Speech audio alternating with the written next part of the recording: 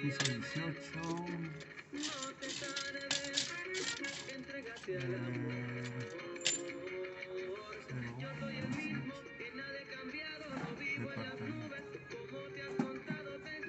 Solamente te dice la torre el piso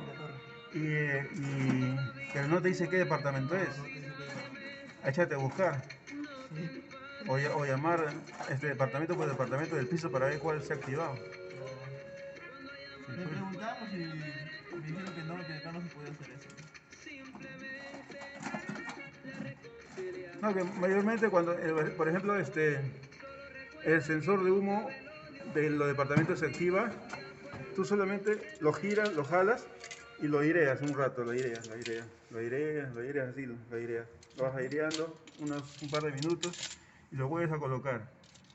Para las partículas o el humo que ha entrado internamente salga del,